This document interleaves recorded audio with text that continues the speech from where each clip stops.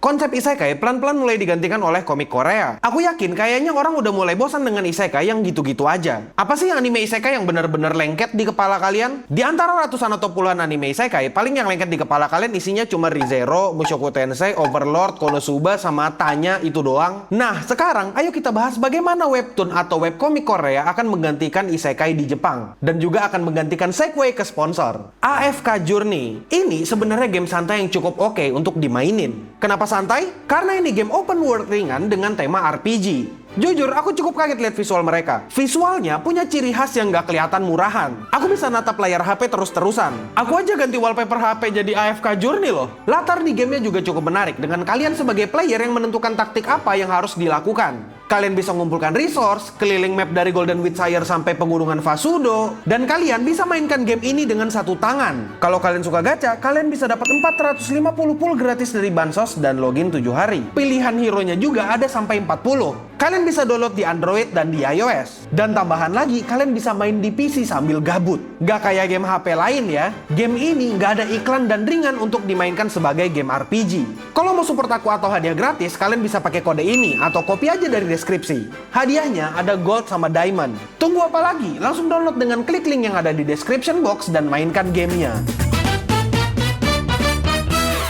Jadi sekarang kita bakal bahas subgenre regresi. Kenapa tiba-tiba bahas regresi? Ya, karena menurutku kreativitas isekai udah sangat-sangat berkurang. Dari isekai manusia normal, isekai overpower, isekai politik, ekonomi budaya pun ada isekainya gitu. Semua konsep isekai kayaknya udah pernah ada gitu. Dari menjadi makhluk hidup sampai menjadi makhluk yang mati. Kayaknya yang belum ada tuh yang reinkarnasi menjadi bocah FB. Nah, itu belum ada kayaknya. Tapi sebelum kita ngebahas lebih jauh lagi, pertanyaannya adalah apa itu regresi? Kalian yang sudah sepuh mungkin tahu regresi, tapi buat yang nggak tahu, gampangnya regresi itu di mana tokoh utamanya dikirim kembali ke masa lalu atau ke masa yang lebih mudah. Secara teknis, isekai sama regresi itu ya bisa dibilang sama. Tapi bentar, dengerin dulu ya, dengerin dulu bro, dengerin dulu. Jangan marah-marah dulu, sabar. Jangan denial, dengerin dulu baik-baik, oke?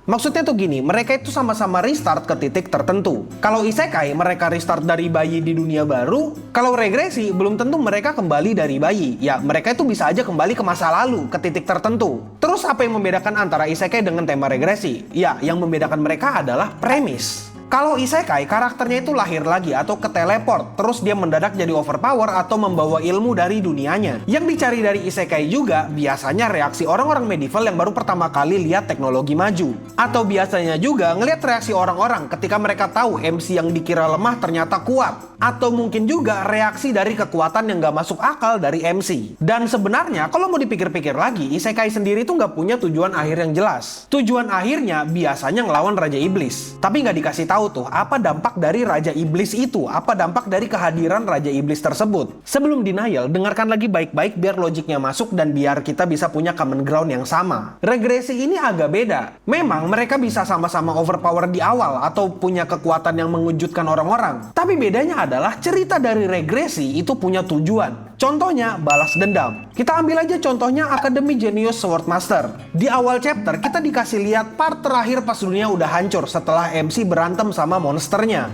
Setelah itu, dia dikasih kemampuan untuk kembali ke masa lalu untuk mencegah kehancuran itu. Nah, seharusnya dari sini udah kelihatan apa yang terjadi. Tujuannya di sini jelas, dia itu pengen mengubah takdir. Alasan kenapa cerita regresi bakal dianggap lebih baik dari isekai adalah konsekuensinya. Untuk beberapa anime isekai, konsekuensi dari mereka membawa teknologi atau menjadi overpower itu kurang terasa. Sedangkan kalau regresi, dia salah langkah sedikit atau menonjol sedikit, dia bisa kena konsekuensi ancaman masa depan yang suram. Ini baru ngomongin premis. Premis dari cerita regresi ini luas banget, bahkan sampai ke balas dendam yang kronis. Aku yakin bakal banyak wibu yang suka sama premis cerita balas dendam. Bahkan cerita jelek kayak Rido of Healer aja itu punya premis yang bisa dibilang sangat menarik. Tapi sayangnya makin ke belakang makin agak nyeleneh gitu. Ini belum lagi kalau kita ngomongin masalah grinding. Most likely, gak semua, tapi beberapa cerita regresi itu punya grinding yang bagus. Karena jelas mereka mau ngapain dan tujuannya apa. Pasti ada aja percakapan yang ngomong kayak gini. Kita harus mendapatkan barang itu. Ya, maksudnya barang itu tuh apa gitu? Itu tuh apa?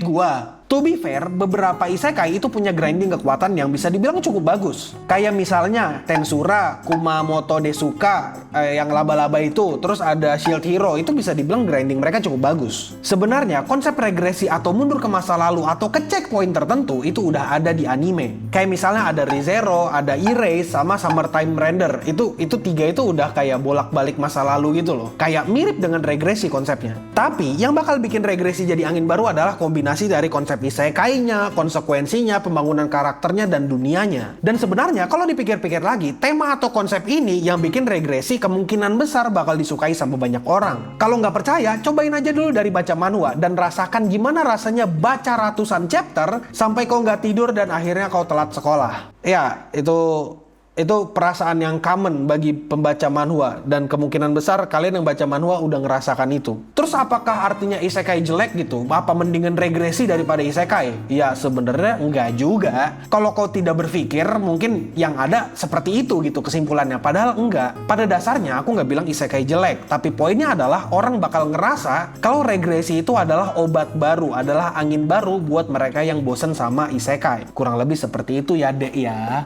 Paham kan, Dek ya? Oke. Dan ya itu aja dulu lah ya. Aku admin Yami, host kesayangan kalian di acara Wibu Lokal. Ya, stay clean and sound.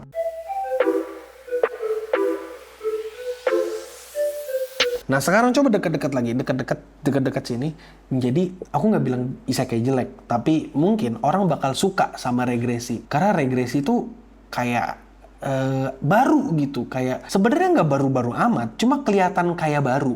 Di manhwa udah bosen sih, apalagi kalau udah ada percakapan, ayo kita dapatkan barang itu, wah aku harus mendapatkan itu, kunci dari masalah ini adalah barang itu tuh apa?